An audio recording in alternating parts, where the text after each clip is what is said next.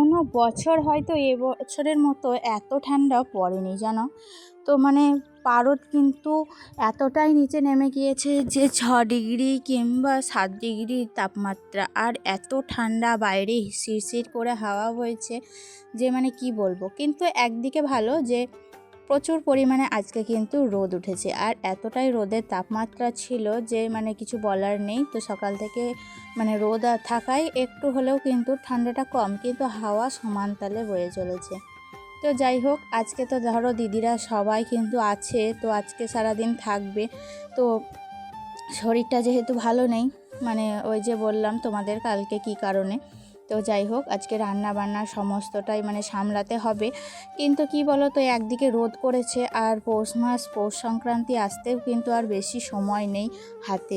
তো সেই কারণে কিন্তু বেশ কিছু কাজও আমাকে সেরে ফেলতে হবে। তো যাই হোক, আজকে আর কাচাকুচি কিছুই করব না, কালকে বাড়িতে সমস্তটা কাচাকুচিটা সেরে নেব। কারণ এই সময় এত ভালো রোদ উঠেছে যে এই রোদের সময় সময় থাকতে থাকতেই কাজগুলো সেরে নিতে হবে, নইলে কিন্তু আবার যে কবে মেঘলা মেঘলা করতে লাগবে কিংবা রোদ উঠবে না, সেটাই এখন চিন্তার। তো যাই হোক, আজকে তো আর কিছুই করতে পারবো না, হাতে এখন অনেক কাজ। তো দেখো, সকালবেলায় উঠেই কেবলে বেডরুমটা একটু পরিষ্কার করে নিলাম, বিছানাটা ঝেড়ে তারপর কিন্তু ঘরটাও একটু ঝাড়ু দিয়ে নিচ্ছি। আর বিছানার মধ্যে এত বালি ধুলো হয়ে যাচ্ছে, সব সময় তো এই বিছানার মধ্যেই তো কাজ। তো সেই কারণে প্রচুর পরিমাণে বালি ধুলো সমস্তটা হয়ে যাচ্ছে। তাই একবার যদি দিনে এই যে বিছানাটা যদি না ঝাড়ি, তাহলে বুঝতেই পারছো এমন অবস্থা হবে। আর যেহেতু বাবু সবসময় বিছানার মধ্যেই বসে থাকছে, খাওয়া ধোয়া তারপরে খেলাধুলা সব কিছুই কিন্তু ওর বিছানার মধ্যে। আর এত ঠান্ডা পড়েছে যে কি বলবো।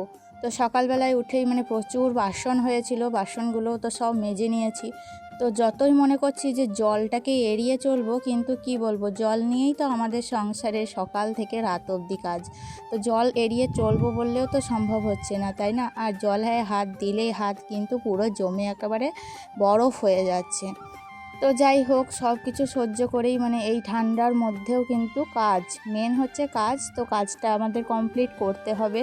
তো সেই কারণেই সকাল থেকে উঠে আজকে একটু সকাল সকালও আরও উঠেছিলাম, কারণ বাড়িতে লোকজন আছে, তাদের জলখাবার, তাছাড়া আবার দুপুরের খাবার সব কিছু যোগাযন্ত্র করতে হবে।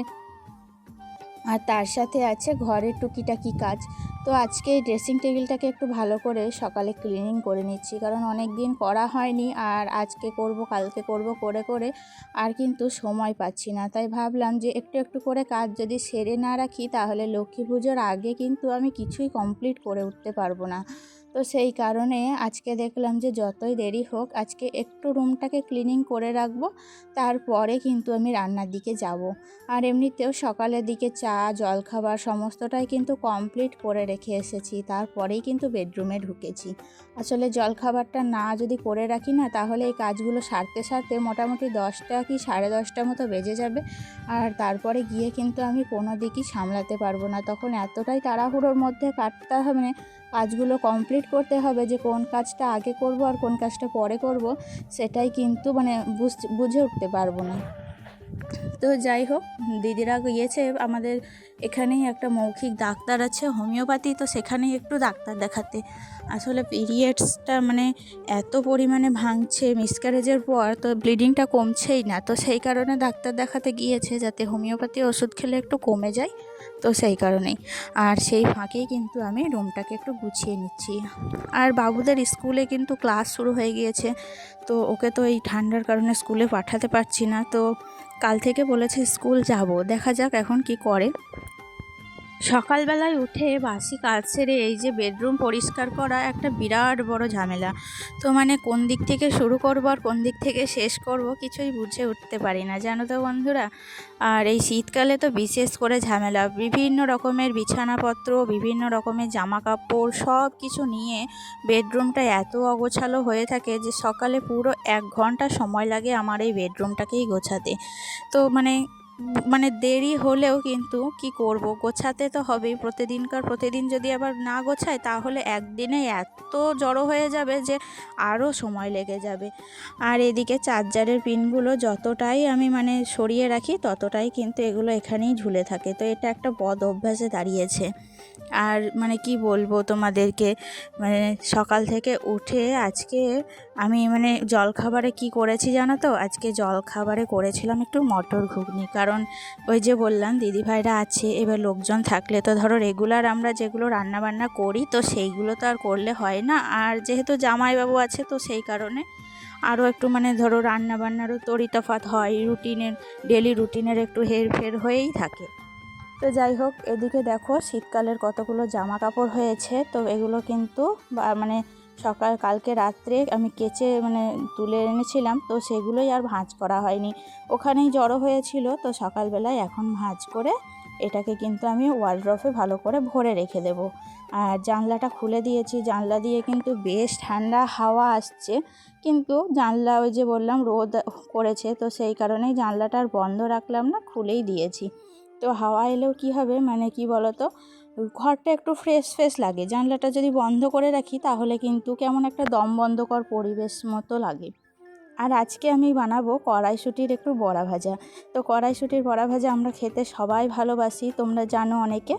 আর কড়াইশুঁটি এত পরিমাণে হয়ে গিয়েছিল, তো ভাবলাম যে কি করা যায় কি করা যায়, এই ভাবতেই ভাবলাম যে না থাক, আজকে একটু অন্যরকমই কিছু করি। একবার জানো কি হয়েছিল, মানে বিয়ের আগে বড় যখন ছিলাম, তো তখন আমি আর মা মিলে দুজনাই মানে ওই কড়াইশুঁটির কচুরি বানাবো বলে প্রিপারেশান নিয়েছিলাম। তো কড়াইশুঁটির কচুরি মানে লাস্ট ভালোই হয়েছিল, খারাপ হয়েছিল বলবো না। মানে অনেক কষ্ট করার পর আর এত পরিশ্রম করেছিলাম, তারপর কড়াইশুঁটির কচুরি একবার বানিয়েছিলাম, তো ওটাই ফার্স্ট আর ওটাই লাস্ট, তো তারপরে কিন্তু আর বানানো হয়নি। তো দেখা যাক, আমি ভাবছি জানো তো যে আবার একবার ট্রাই করব, যে কড়াইশুঁটির কচুরি একবার বাড়িতে আবার একবার বানিয়ে দেখব, কেমন পারছি, ভুলে গিয়েছি না মনে আছে।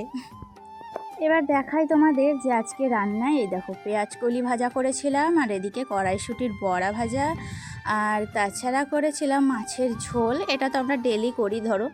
আর করেছিলাম এখানে এই যে ফুলকপি আলুর ঝোল।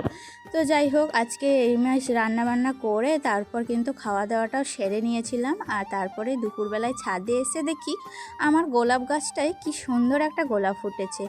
এত হাইব্রিড গোলাপ, এটা কিন্তু 4 বছর থেকে বা তার বেশি হবে জানো তো ফুল দিচ্ছে আমাকে, আর খুব সুন্দর সুন্দর, মানে এত শীতকালে সিজনে মোটা মোটা ফুল দেয়, দেখতে খুব সুন্দর লাগে। তো যাই হোক, ছাদে এসে মানে নিজে কষ্ট করা গাছে যখন ফুলগুলো দেখতে পাই কি সুন্দরই লাগে আর কি মজাই লাগে। তো যাই হোক, তারপরে দেখো এদিকে কিন্তু জামা কাপড় মেলা ছিল, তো জামা কাপড়গুলো এখন তুলে নেব। আর আমি তো পুরো একেবারে পা থেকে মাথা অবধি কিন্তু এত ঠান্ডা, আর আমি খুব শীতকাতুরে জানো তো, মানে শীতকালে কিন্তু আমার কোনো অঙ্গ ফাঁকা থাকে না, সমস্তটা যতটুকু পারি আমি কিন্তু গরম জামা কাপড় দিয়ে ঢেকে রাখার চেষ্টা করি।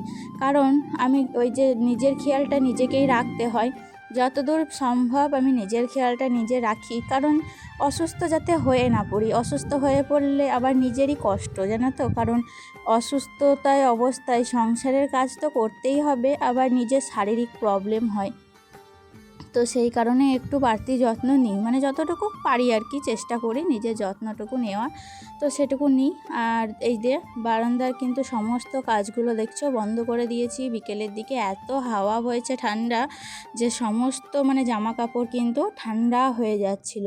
তো সেই কারণেই আমি সমস্ত জানলা কপাট সব কিছু এই বিকেল থেকে বন্ধ করে দিই, আর সকাল হলে একটু রোদ করলে তবেই কিন্তু খুলে দিই।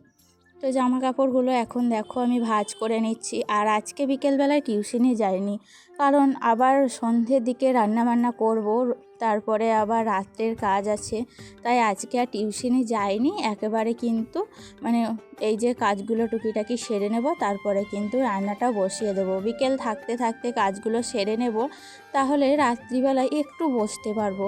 আর রাত্রের দিকে বিশেষ কোনো কাজ করতে ইচ্ছা করে না, কিন্তু না করলেও নয়, বাড়িতে মানুষ এসেছে বলেই কিন্তু আজকে কাজগুলো করতেই হবে আমাকে। তো আজকে সন্ধেবেলায় ওই যে জলখাবারে একটু চাউমিন করেছিলাম, আর তারপরে একটু রুটি আর আলুর তরকারি, আর তার সাথে একটু গুড়ের মিষ্টি আনিয়েছিলাম। তো ডিনারে আজকে এই করেছিলাম। তো চাউমিনগুলো কিন্তু মানে এত সুন্দর খেতে হয়েছিল, সবাই খুব নাম করছিল। তো যাই হোক, দেখতেই পাচ্ছ এখানে চাউমিন মশলা দিয়ে সবাইকে কিন্তু সার্ভ করে দিলাম।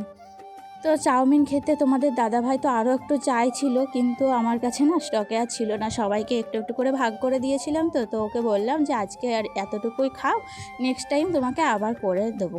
তো কেউ যদি নাম করে খাওয়ার সময়, মানে আমি যেটা বানিয়েছি, আমার যদি একটু কেউ নাম করে না, শুনতেও কিন্তু বেশ ভালো লাগে যেন। তো মনে হয় যে তার জন্য আরও কিছু করি।